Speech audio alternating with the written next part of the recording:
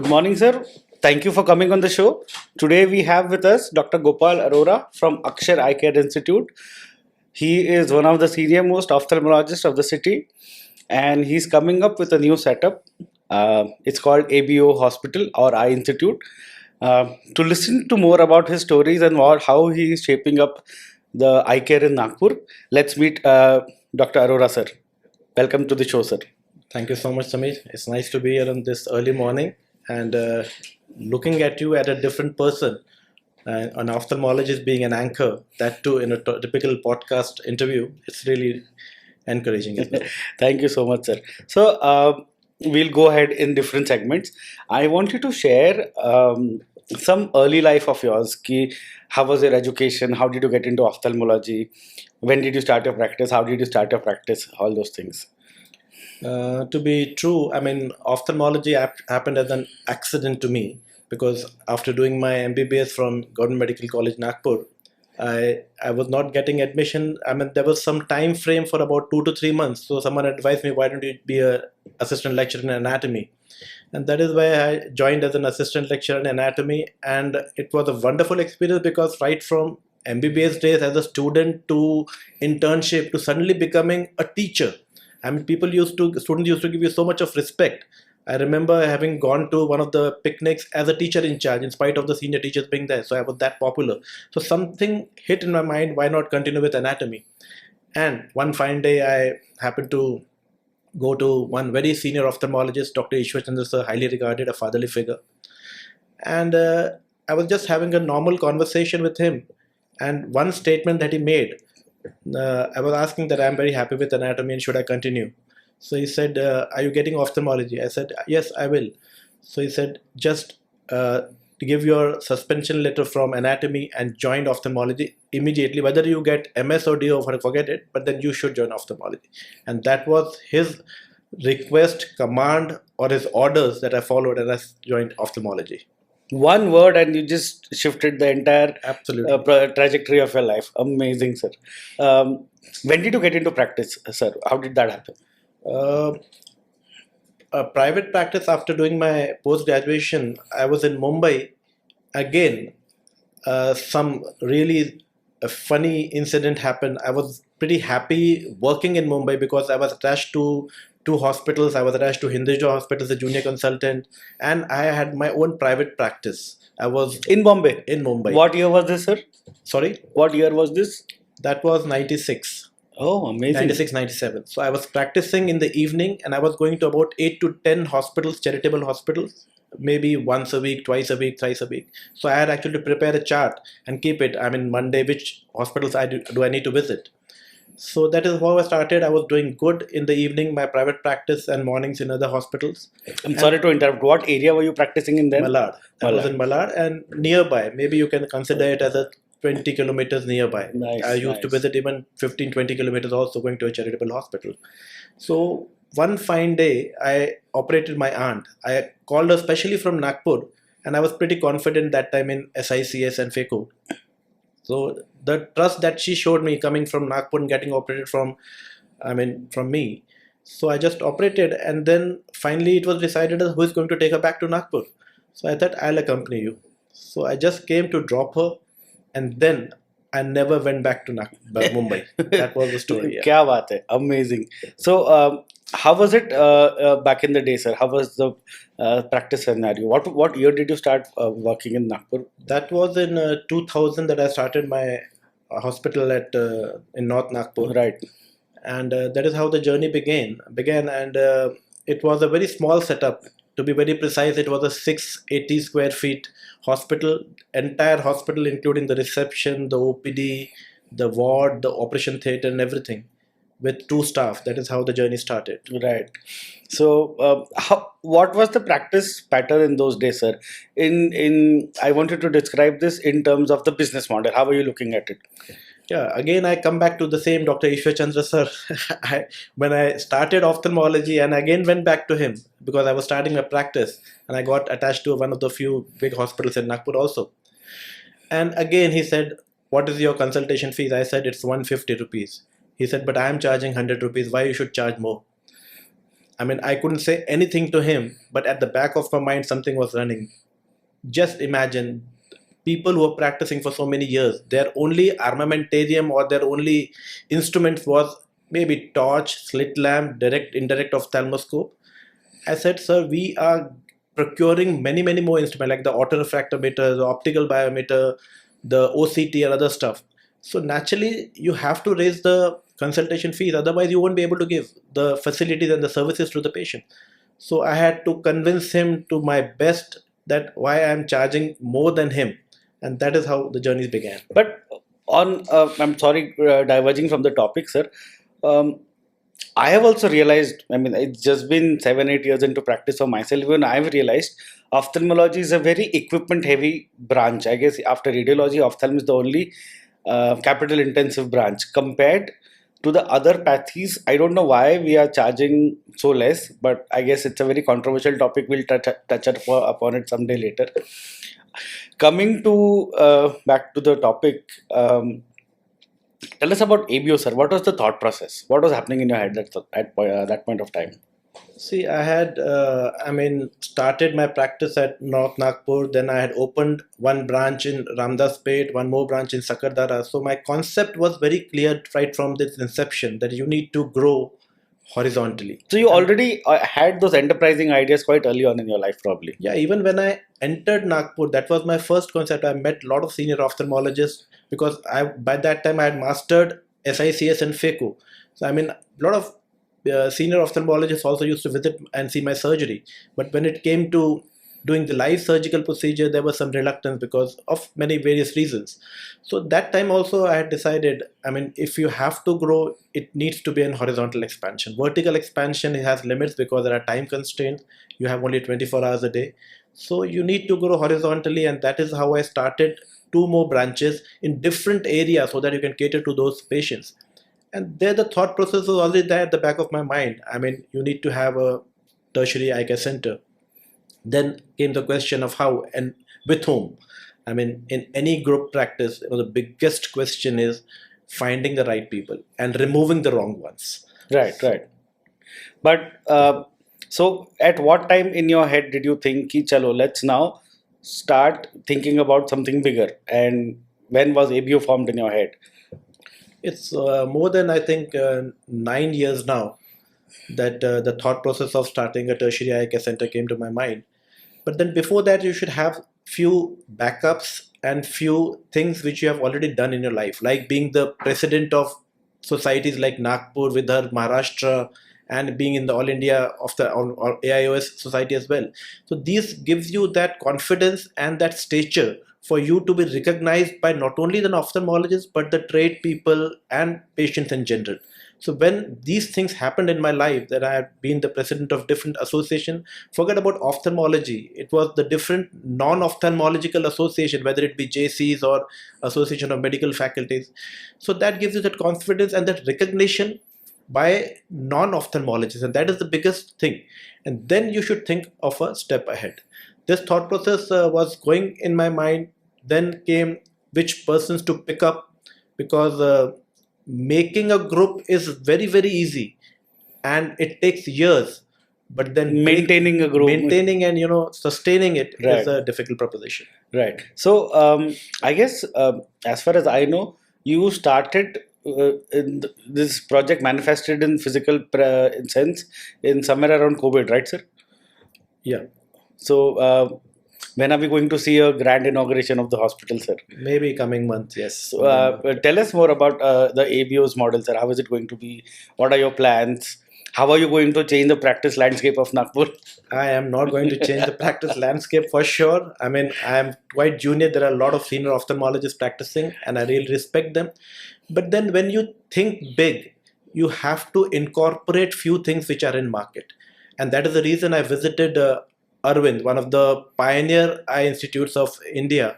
And there, in my peak season of January, February, when you have most of the surgical out work, I visited. I been there. I stayed there for 7 days and learned the intricacies of how a practice grow. Because even Arvind had a small OPD of 10 by 10, and then they grew up to such a high, this leading eye institute.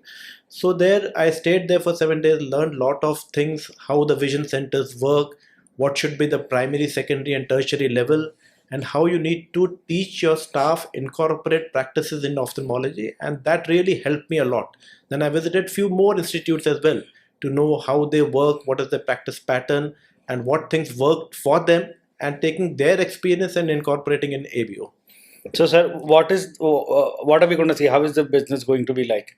Is it going to be hub and spoke model, like you'll have a main center somewhere and you'll have ancillary units in peripheries, or are you going to collaborate with other doctors and make your center as a feeder center for other doctors? What do you think? How are you going to do it? Yeah, first thing I decided was, making into three levels. First was the primary center, which we thought of starting in and around maybe 20 to 30 kilometers in the vicinity of Nagpur, in different areas, in different directions. Second was, since we were practicing in Nagpur, both all of us were at 20 years of practice, so that we wanted to convert into a secondary center, because every center had their operation theater. And this was intended as a tertiary care center. And as you mentioned, I mean, since it's a state-of-art institute, it's open for everybody. If somebody wants, because the newcomers, especially the youngsters who are coming into practice, the biggest issue is getting the hospital sanction for the operation theater. So it's open to all. That's actually a very good thing, sir, because lot of junior doctors, very talented, but they are realizing the kind of capital they need to try and set up a practice. Instead, if somewhere somebody can give them a space where you can safely get your patient, get operated, send them back, come call for post-ops, just use your center, and you may charge them for whatever your fees are, but it's going to be a boon for the coming generation for the of young ophthalmologists. I tell you, I mean, the reason company people doesn't want this, it's a fact. It's a hard fact that I'm speaking in front of the camera. They don't want doctors to be united. Right. Because let's take an example of one phaco machine. If 5 ophthalmologists come together, their sale will be one phaco machine. 1/5. 1/5. So exactly. they want that phaco machine to be individually given to all the doctors, and that is basically the concept, and that is how they promote the doctors. Baju ke doctor ne to itna liya, ye machine liya, so why don't you also buy? But this is not true about phaco machine. This is true about diagnostics also, right?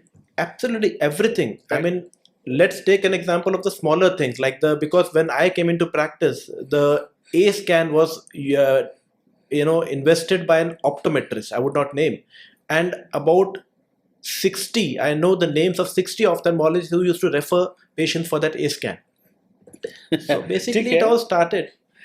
So are you going to be sitting there? I guess the three of you are going to divide 2 days of your time probably for OPD, because you already have your primary units elsewhere. That's how you stuff like that. We are going to make a team of it, and finally, or even our existing centers are going to be absorbed by the main ABOI hospital. So it's going to be run by the entire team. So the final goal is you all are going to have your cabins over there. That is the final aim. And make your patients slowly transition from current setup to the newer setup. Absolutely. And that's amazing, sir.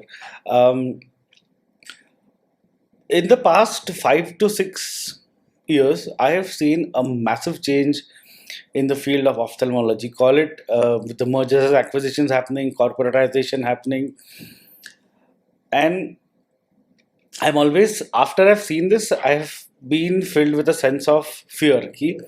If we don't innovate, if somebody cannot see ahead of the curve, a regular ophthalmologist with a very small OPD is probably not going to make it another 10 years. I was one of them. I don't think we could sustain for another 10 years if we don't make drastic changes. What do you see? What's happening, sir? How the world is changing so fast in terms of ophthalmology?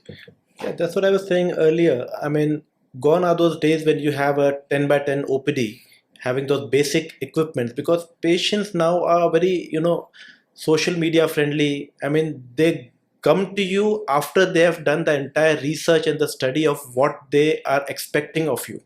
So even if you are advising some patient a cataract surgery and the intraocular lenses, they know it very well what things are going to come from an ophthalmologist and what are going to be the repercussions. So in years to come, it is going to be a bigger setup, and that is what I thought of maybe 9 years back. That is the reason we started with a tertiary and a group practice. And about talking about that mergers and acquisitions, they are trending. I mean, in thing now, and not to name few ophthalmologists who are the leading in India, they have been acquired by leading brands. So their calculations are different, their perception, their target, they are very focused. I just give an example. If there is an ophthalmologist whose children is not into ophthalmology, that will be the first target. Right. Second is the age criteria. Third is the practice, whether it has reached the stagnant level or it is still on the rise. So there are few calculations and EBITDA that comes into picture, which is an Right. incentive to every ophthalmologist. Right. Actually, nothing to not about not naming, sir. I was doing residency with a few friends of mine who were second generation or probably third generation ophthalmologists in different parts of Pune, Bombay, and surrounding areas. Two of my friends, they have one center has been taken over by CFS, other center has been taken over by Dr. Agrawal, I think, or CFS itself. But the kind of things they have been saying कि हमें हमारे hospital पे काम करने बहुत मजा आ रहा है because I don't have to have the headache of अरे इसने छुट्टी क्यों लिया, अरे इसका CMC देखो, AMC देखो. I am working purely for the sake of work. They are absolutely enjoying it. Other than the fact that now they have, I don't know, untold amounts of money back in the bank, but this is a good place to be right now, right?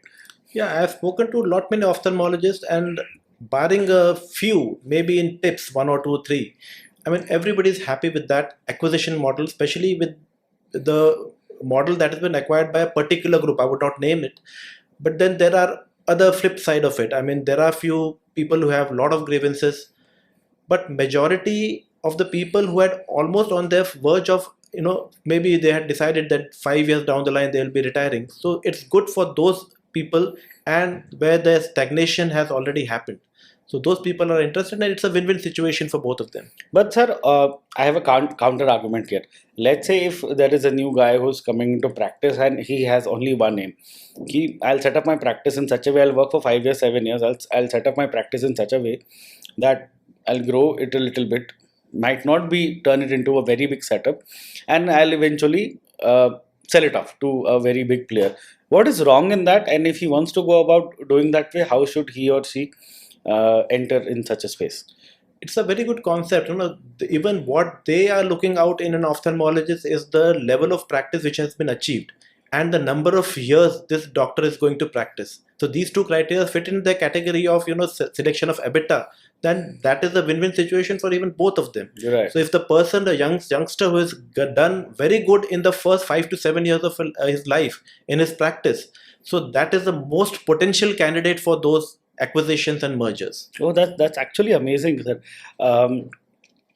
Also, what do you think about teleophthalmology?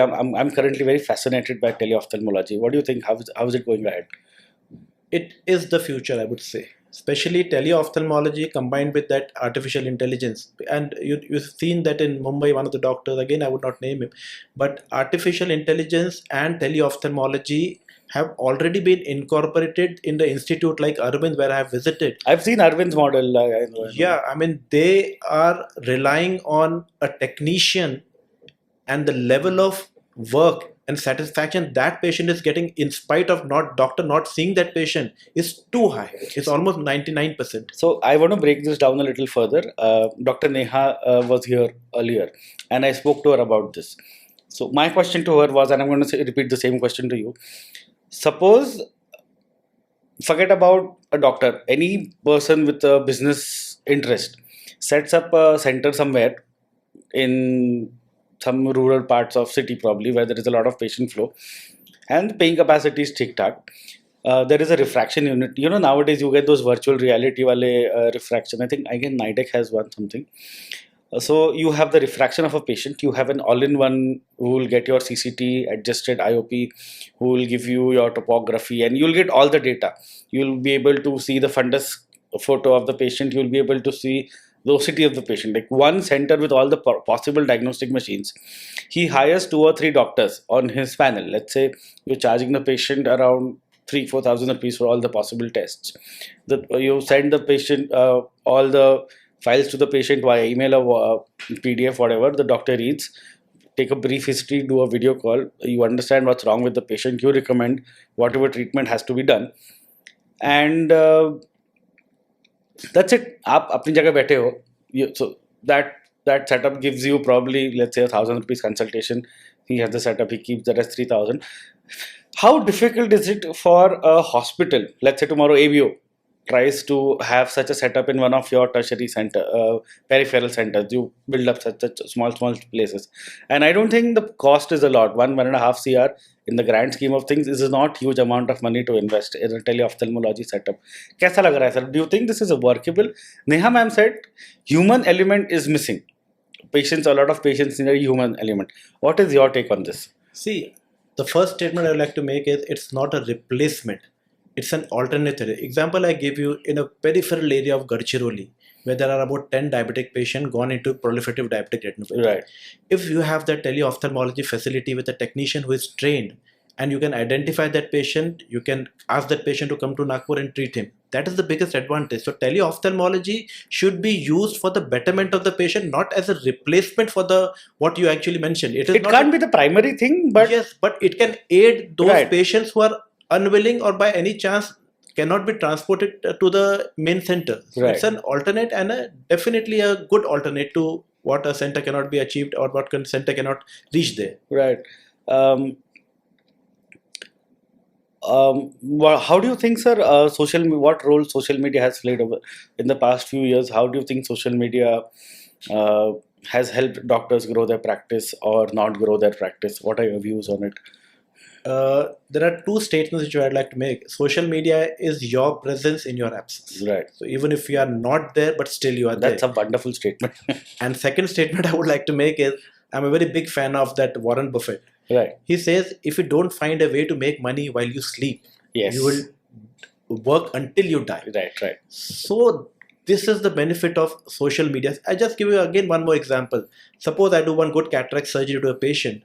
How many people are going to that patient going to promote it? Maybe there are 5 family members, there are 20 friends, there are 30 relatives, and there again further right. So it will be maybe 100 or 200. In that social media, if that patient post that some XXX doctor has done a very good surgery for me, it is going to be multiplied not only 2 times but maybe 1,000 times. So that is the reach of social media. Right. So the traditional thinking has been your patients are your brand ambassadors. Whatever good or bad experience the patient has with you is eventually going to be exploded multifold to their first order of friends or relatives. So always make sure your patients are very good, not because of different reasons, but you have to do good. And with social media, what I am seeing, sir, पिछले 2-3 सालों में most of doctors have their Instagram pages, Facebook pages, which are basically filled with Happy Dashera, Happy Diwali, Happy Independence Day, Happy Republic Day. आपका जो core crux है about what you do and what you not do, that is missing. So you need to get out there, tell the larger public, this is what you are doing, this is what you are not doing, this is what I'm good at, this is my USP from probably the Aju Baju wale 3 ophthalmologists, this is my core competency, this is what I can do, this is what I cannot do. This is basically what is missing nowadays on social media. What do you think, sir? Yeah, absolutely. Because see that if you go back 20 years, the word of mouth publicity was the only publicity that anybody, any doctor can think of.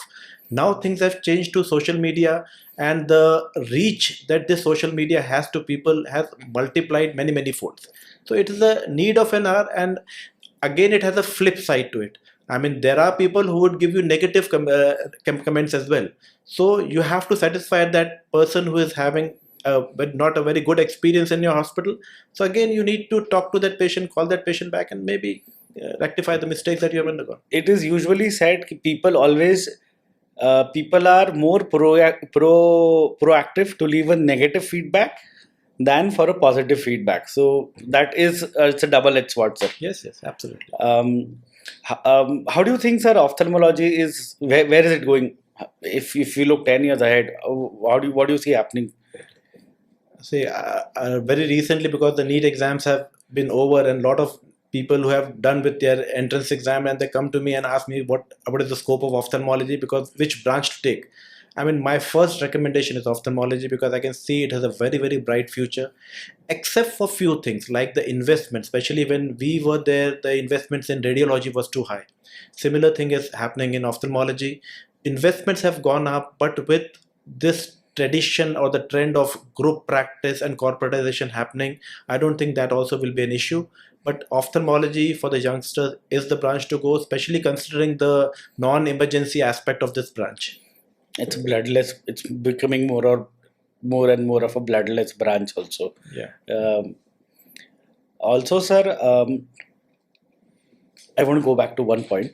There have been previous attempts of group practice earlier. At least in our city, we know of 2-3 attempts. You have closely observed them, and you have probably learned from them. Why do you think they failed? Why did you think they did not make it? What went wrong?